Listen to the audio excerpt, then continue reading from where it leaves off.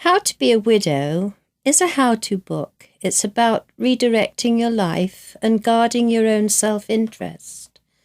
How to Be a Widow was born out of 200 interviews and experiences of widows and is designed to help anyone who is enormously affected by being alone and somewhat lost in the shuffle of everyday life.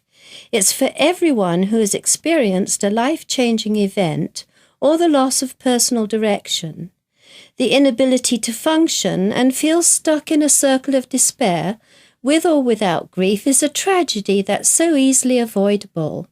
Only when one is able to grasp the concept of self-interest can one redesign life in a successful and controlled way that will build strength, direction, and a new sense of personal power. Only when one puts aside emotion and looks at a situation and others objectively can one make a sensible decision towards a stable and happy success in life.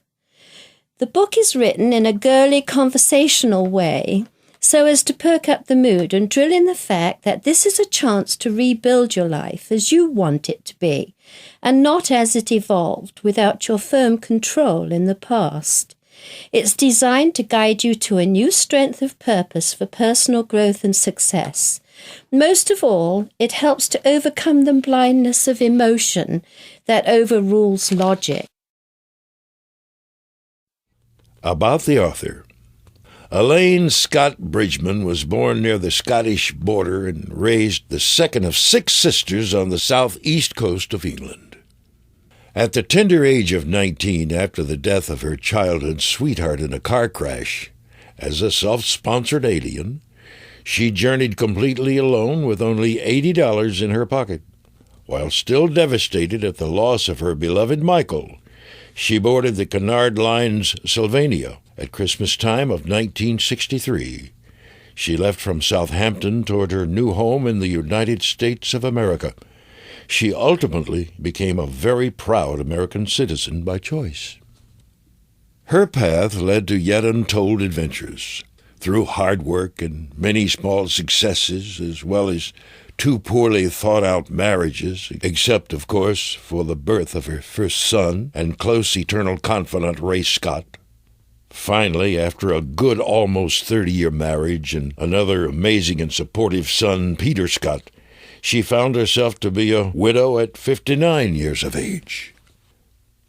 Named in World Who's Who of Women in 1988, and being the stepmother of a total of 10 children along the way, her path led to a few surprising successes and devastating failures.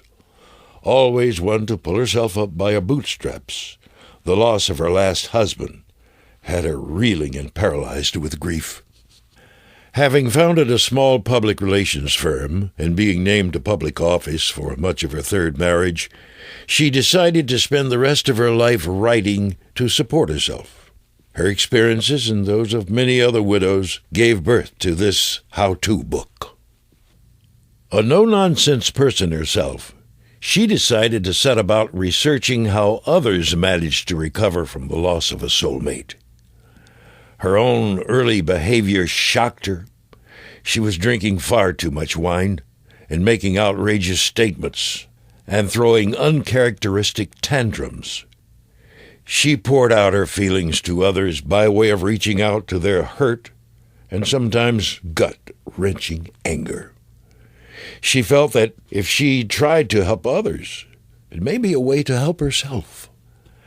Now, after 8 years of recovery and lots of lessons learned, she penned this book.